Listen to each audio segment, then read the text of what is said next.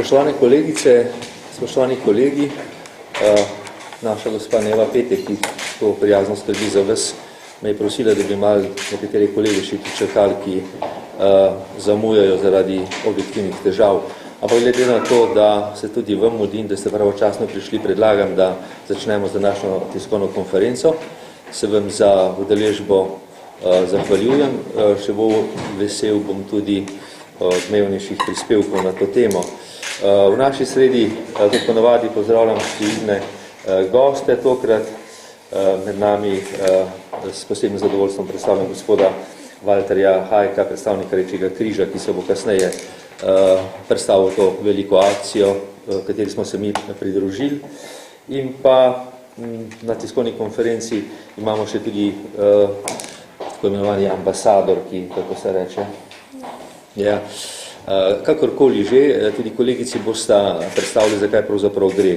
Tiskovno konferenco smo danes zastavili dokaj obsežno iz 4 točk. Najprej bomo govorili o tednu Rdečega križa, potem o državnem preverjanju osnovnošolskih ekip v prvi pomoči, pa o projektu krepitev Evropskega sistema civilne zaščite v okviru meddržavnega sodelovanja na področju zagotavljanja pitne vode in pa predaj donacijo k zaključku meni strašno ljube akcije za privodo v uporabi Lonček. Na začetku sem pozabil pozdraviti najmlajšega bodočega člana Rdečega križa od kolegice Nuše Draščka, ne vem, kje je. Je šel ven. Skratka, naš podmladek. Rad bi vas spomnil, da v nedeljo, že v nedeljo štartamo z tednom Rdečega križa. To je tisti teden, ko so ljudje na poštah, pa morda tudi na kolodvoru, pa na avtobusnih postajah nekoliko razočarani ali pa nekoliko slabe volje, ker morajo v tem tednu doplačati znamki so 0,15 evrov. Jaz sam sem, namreč to je, mislim, da je moja zadnja novinarska konferenca, v vseh konferencah poudaril, da moramo ljudi upozoriti, da gre za zelo, zelo, zelo majhen vložek, ki na koncu da strašno veliko in je veliki splen. Samo lani smo na račun tedna Rdečega križa natančen podatek, ki je v materialih zbrali več kot 200.000 evrov. Gre za izjemno velik uspeh in z vašo pomočjo upamo, da boste tudi znali nagovoriti ljudi, da to ne gre za nek davek, pač pa za dobro gesto. S to dobro gesto mi potem močno pomagamo ljudem. Naj omenim, da smo v letu 2007 pomagali celo zgraditi hišo, ki je prišla 175.000 evrov, da smo pomagali številnim družinam pri njihovih prošnjah, pri obnovi in na vse zadnje tudi osnovnošolcem. Skratka, kar je potrebno, bi morda z vašo pomočjo nagovorili tudi ladijske in pa prevoznike, letalske prevoznike, ki do sedaj te podlačilne znamkice ne zaračunavajo, pa so vendarle dolžni zaračunati v skladu z zakonom o Rdečem križu Slovenije. Zakon je objavljen v Uradnem listu Republike Slovenije. Natančno plačilni znamkici lahko kaj vprašate. Je tudi kolegica Neva pripravila zanimivo informacijo. Prav tako informacija za lansko leto, koliko smo zbrali, boste videli, da je 277.441,82 evrov in na to je razdeljen, kam pravzaprav in kako gre ta denar. Naj podarim, da je to tisti denar, ki je pri nas nedovoljen in ki pri nas z njim gospodari posebna komisija.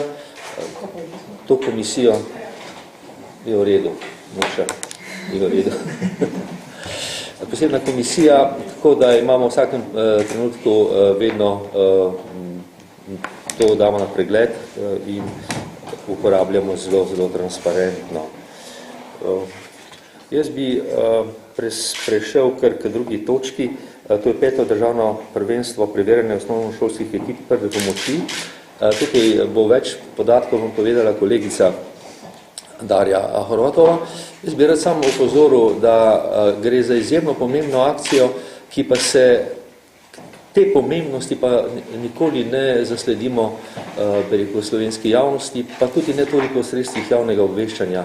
Namreč naša ambicija na začetku, ko smo štartali 4 ekipami, je bila, da so vsi tisti osnovnošolci, ki imajo s pomočjo svojih mamic in očkov odnos do prve pomoči, pripravljeni v vsakem primeru pomagati.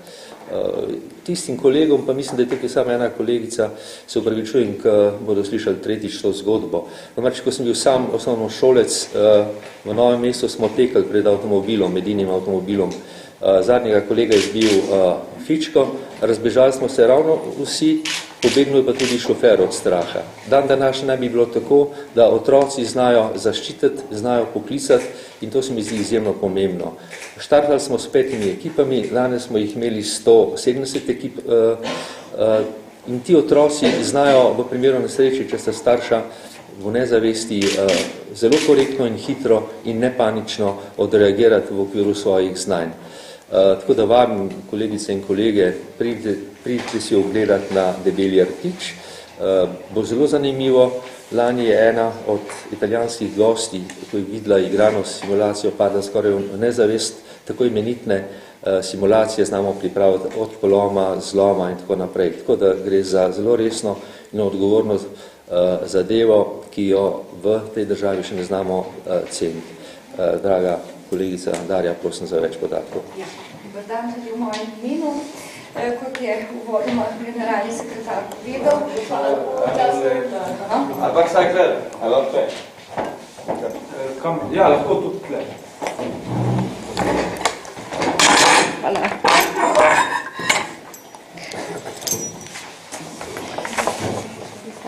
Torej, kot je uvodoma povedal generalni sekretar, se bo v soboto 7. maja odvijalo 5. državno preverjanje ekip prve pomoči osnovnih šol. No, s to akcijo nekako smo začeli res z minimalnimi udeleženci 4 osnovnih šol, z, bi rekla, izjemnim ozaveščanjem tako, bi rekla, staršev in pa tudi učiteljev v osnovnih šolah, smo uspeli, da je prva pomoč prišla v program izbirnih vsebin v okviru 20 ur. In znotraj tega se potem ustanavljajo osnovnošolske ekipe, ki preko lokalnih in pa regijskih preverjanj nekako pridejo skozi sito, če lahko tako rečem, do državnega preverjanja.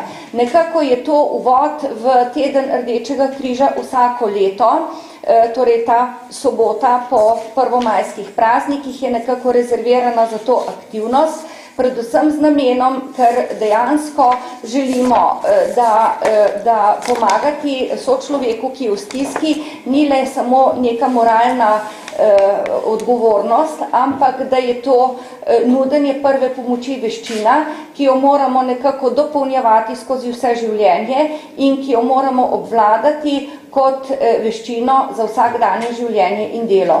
Dejstvo je, da največ poškodb nastane prav v krogu svojih najbližjih in dejansko tisti prvi trenutki v prvih sekundah res lahko ogromno pripomorijo pri ohranitvi življenja ali pa pri skrajšanju, bi rekla, zdravljenja, vkolikor je to potrebno.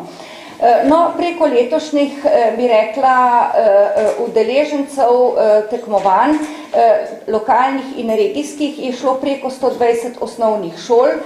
Najboljše so zbrane v soboto na Debelem rtiču. To so osnovne šole iz Domžal, Maribora, Novega mesta, Ljubljane, Šmarje pri Jelšah, Tolmina in Gornje Radgone. To je 7 ekip. Kot 8. ekipa izven konkurence pa bo sodelovala ekipa srednješolcev iz ljubljanskih srednjih šol, tako da poskušamo, bi rekla, to znanje, ki ga nekako pridobijo v osnovnih šolah, nekako nadaljevati tudi z vključevanjem v srednje šole.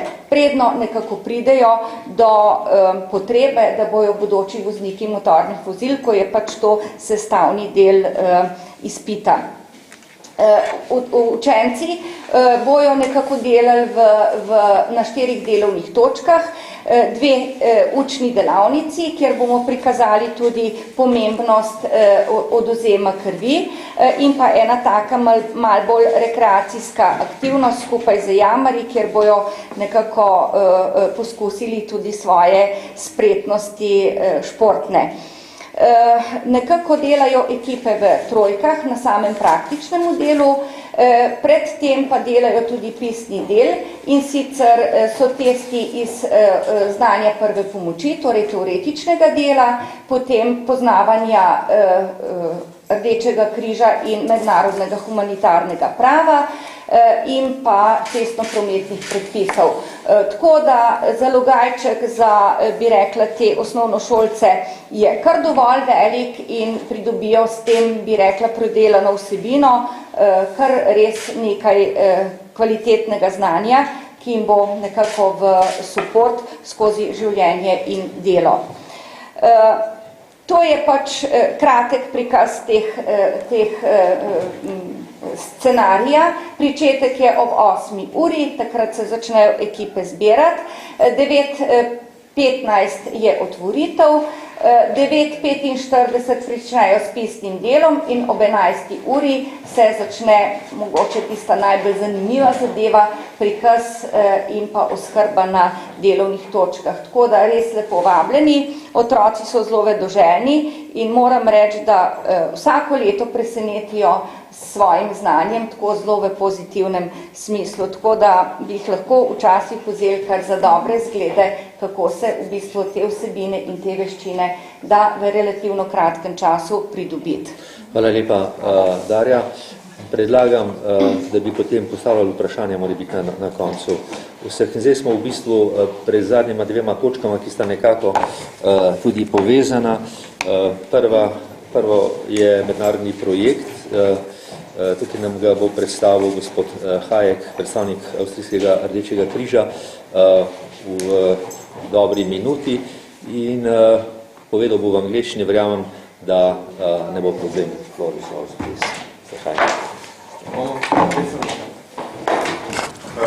Če dovolite samo, je v redu v angleščini? Je v redu. Lahko tudi v nemščini. Je v redu v angleščini. Lahko pa Boris prevedaš poudarke, ne? Zdaj, tako v bistvu tega projekta, ki ga bo gospod Hajek predstavil, je v tem, da ko se pojavljajo nesreče, je ključnega pomena zagotoviti čisto pitno vodo. Na pobudo Avstrijskega Rdečega križa smo leta 2009 kot partnerji pristopili Rdeči križ Slovenije na Rdeči križ Hrvaške in ta projekt je bil strani Evropske komisije izbran za sofinanciranje. Začel se izvajati v letu 2010, zaključil se bo v letu 2011 in naša želja je, da to partnerstvo nadaljujemo tudi v bodoče. Z današnjim dnem pa do nedelje bo v izobraževalnem centru Uprave za zaščito in reševanje na Igu potekalo usposabljanje v okviru tega projekta, na katerega ste mediji vljudno vabljeni, da pogledate, kako to sploh poteka. Glede samega projekta, kako je nastajal, kaj se je dogajalo, bo pa kolega Walter iz Avstrijskega Rdečega križa več povedal. On je tudi glavni koordinator tega projekta. No, to je bil pa predvodničar gospod Boris Plavšič, ki je samostojni strokovni sodelavec in pri nas koordinator za to področje. Please. Mr. Secretary General, ladies and gentlemen, thank you very much for giving me the opportunity to explain a little bit about the project XH2O today. The project is a cooperation of the Slovenian, Croatian and Austrian Red Cross with the aim of establishing a water purification unit which is able to produce drinking water in disaster situations. This means that whenever a disaster strikes, wherever in the world, this unit can be deployed into the disaster and is able to produce clear drinking water for up to 15,000 people every day. This unit will be deployed within the European Union Civil Protection Mechanism and is a cooperation of our Red Cross societies. We will train in last year and this year we will train Red Cross volunteers in how to set up and run a water purification unit. And after the end of this year, the people will be ready to be sent abroad wherever they are needed. Those units are very flexible, which means they can be used in whatever disaster there will be, earthquakes, heat waves, floodings. They're very flexible. They can produce drinking water in different locations, and they are self-sustained, which means they don't need help from outside. For a period of up to 4 months, the people can be sent into the field with their filter units and self-sustainably produce the drinking water for people in need. In the project, the focus of our activities is very much on training people. It is very difficult, and we need to select very good people who then are able to work under disaster conditions. This is why we have a series of trainings which started last year and is continuing this year to prepare very well those people who then will be deployed into the disasters. At the moment, we are conducting our second row of basic technical trainings this weekend. There will be the third out of 4 trainings taking place in Ig, where our volunteers from Austria, Slovenia and Croatia will come together and will be trained by experienced disaster managers on how to set up and run those units. In June, there will be another training, an advanced technical training, and then in July there will be the last training where we'll have our team leaders, which will get very focused training on how to lead teams in disaster scenarios. If there are any questions, I'm very happy to answer any questions of you. There is a flyer which we put into your folders, which you can use. It basically gives a very good overview of what the project is about.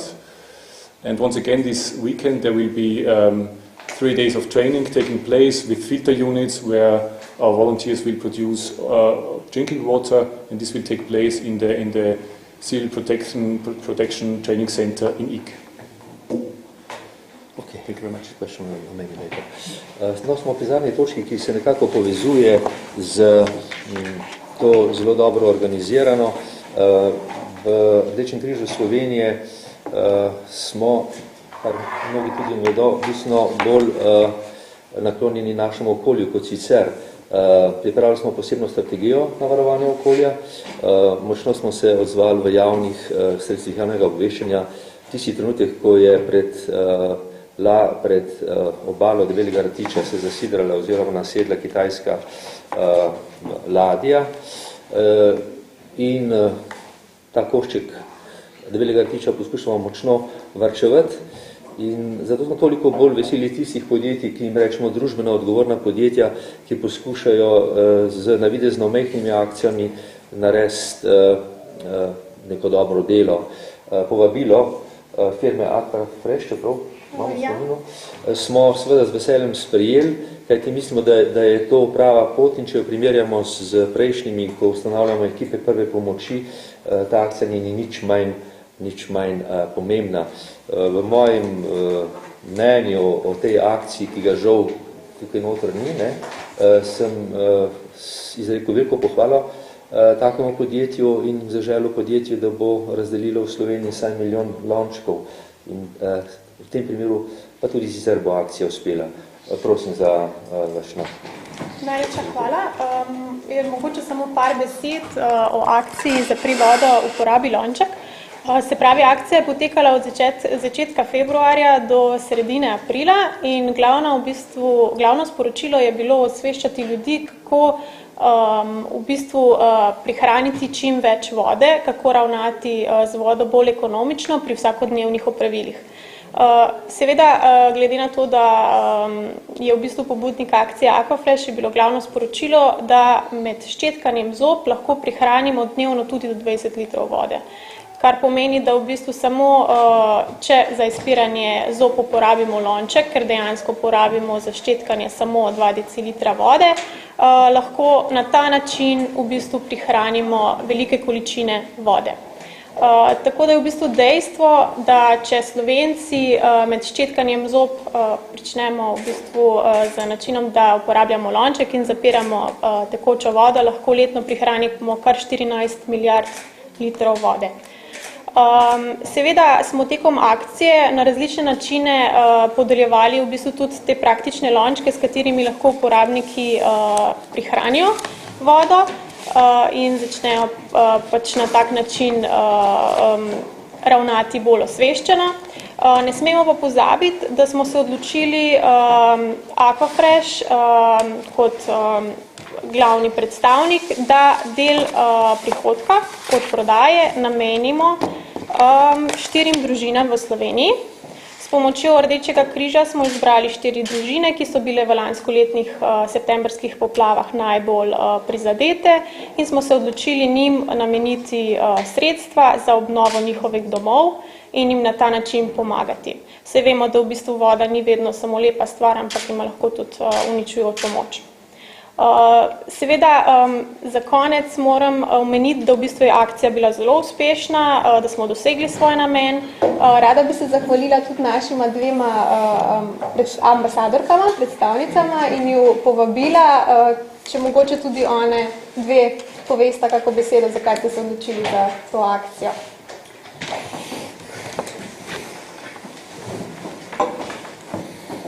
Jaz bom čist kratka.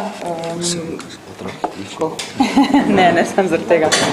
Ja, bo najlažji. Jaz imam nekako tudi sicer en tak odnos do vode, ker se mi zdi eden najbolj, vsaj zame, en najlepših teh naravnih bogatstv, recimo temu tako, in sem zelo vesela, da pač je v Sloveniji še vedno taka situacija, da si jo brez skrbi natočim iz pipe in spijem. In bi pač rada, da bi to čim dlje ostalo tako in da bi lahko na nek način to postajala vsaj malo bolj sprejemljiva realnost tudi za kakšnega drugega človeka, ker vemo, da nekje pač je vode v izobilju, nekje pa bistveno primanjkuje. Zato tudi se mi takšna akcija zelo všeč, ker mislim, da je dobro, da se osvešča ljudi, na kakšen način lahko varčujemo z naravnimi bogatstvi, še posebej z nečim takim, kot je voda, ki jo res nujno potrebujemo oziroma se ne zavedamo, kako zelo je nujna, dokler je ne zmanjka. In mislim, da zapiranje vode med ščetkanjem zob je res tisti minimum, ki ga praktično lahko vsak človek naredi. Malo je pač treba pomisliti, kakšen teden, mogoče se malo večkrat spomnim, potem pa to postane čista rutina. Tako da sem bila zelo vesela pobude in zelo vesela, da so v bistvu me povabili k sodelovanju, da sem lahko pač ambasadorka take lepe zgodbe. Ja, tudi jaz sem bila v bistvu vesela povabila. Podobno kot Nuška, pač že moj življenjski stil je takšen, da pazim na okolje, kjer se le da. In jaz sem v bistvu že prej zapirala vodo med umivanjem zob, tako da mi je ta akcija zelo všeč, pač zato, ker ima in to noto humanitarno in pač osveščanje okolja, ker se meni zdi pač zelo pomembna tema. V Sloveniji je pač tako, da lahko odpremo vodo in pijemo pitno vodo, če gremo čez mejo, ne daleč stran, se že pojavijo prve težave, tako da voda pač ni vir, ki bo, saj jaz mislim, tako vedno na razpolago, tako da mislim, da je ta akcija pač en primer, kako lahko z majhnimi stvarmi veliko naredimo za okolje. Zdaj lahko je to pri ščetkanju zob ali pa pri kuhanju ali pa kjerkoli druge, tako da sem bila vesela povabila in vesela sem, ker se je akcija v bistvu dobro prijela in ker smo na vse zadnje skupaj zbrali tudi veliko denarja za te 4 družine. Hvala lepa. Jaz sem mogoče samo še izkoristila trenutek in bom predavala.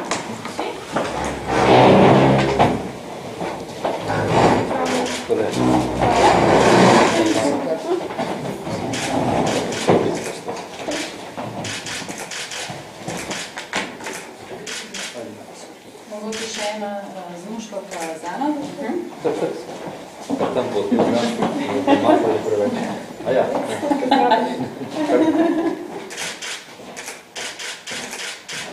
Vašek samo hujete.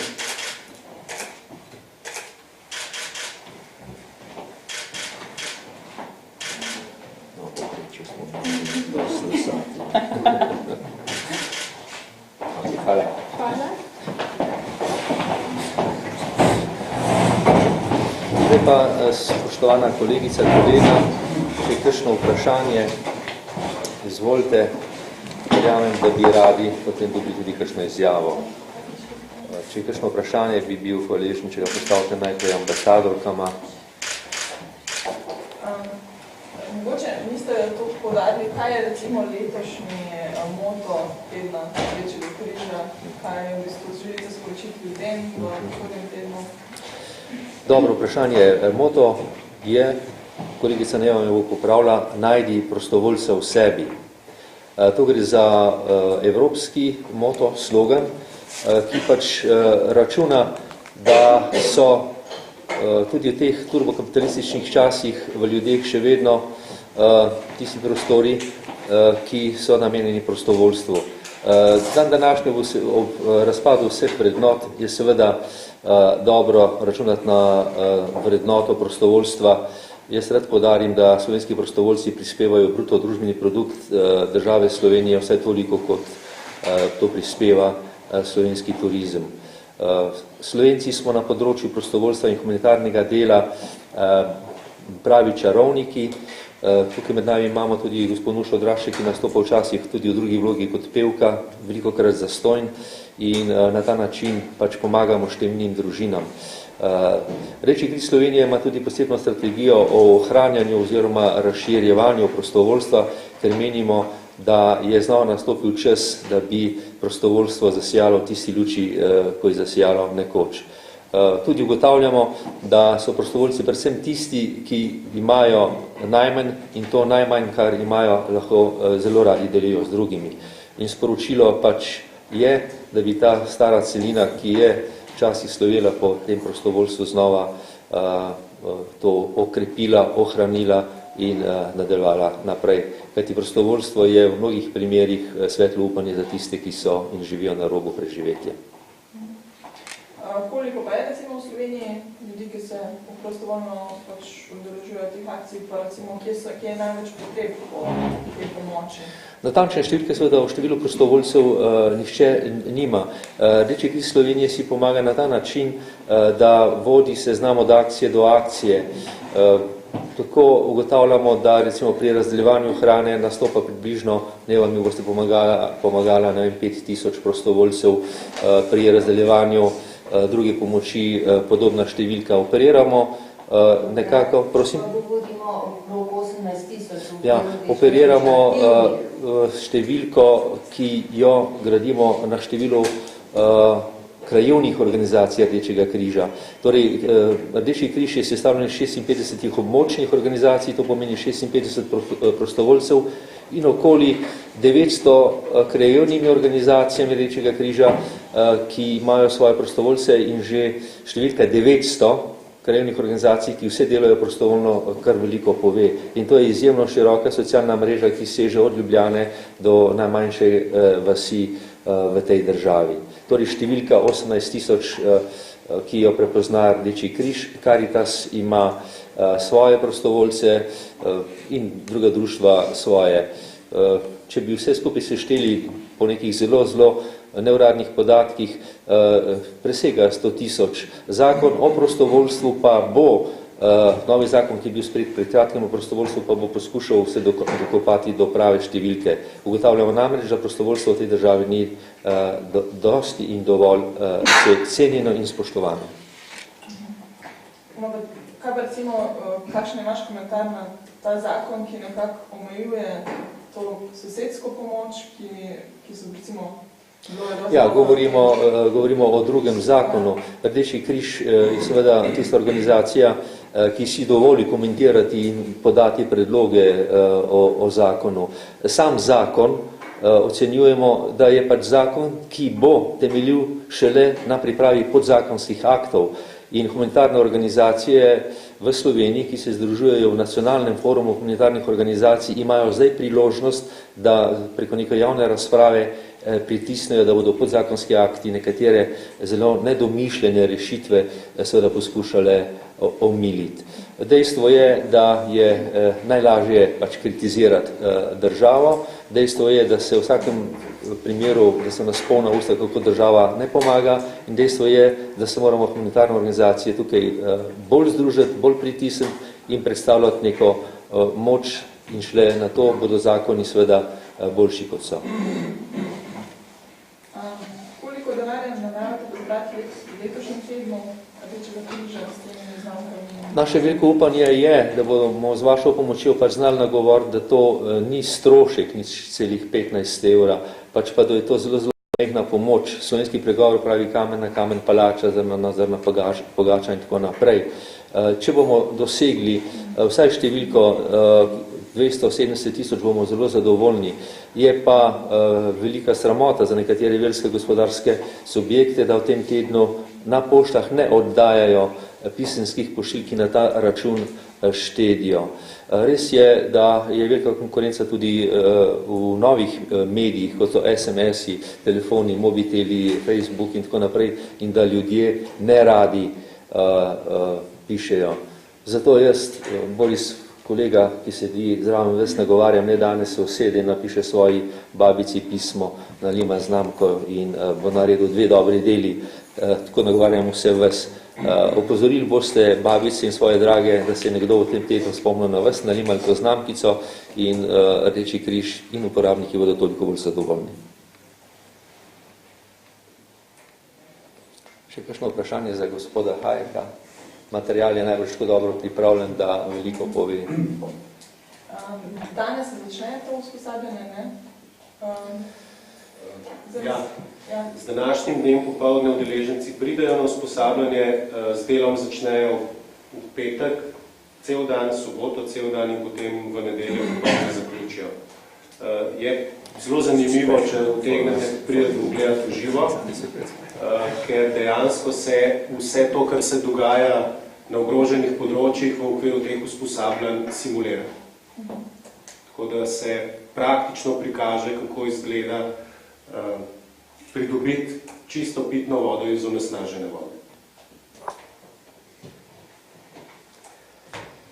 Najprej bo še kakšna izjava. Gospa Nutra, hvala lepa. Srečno, hvala. Žive.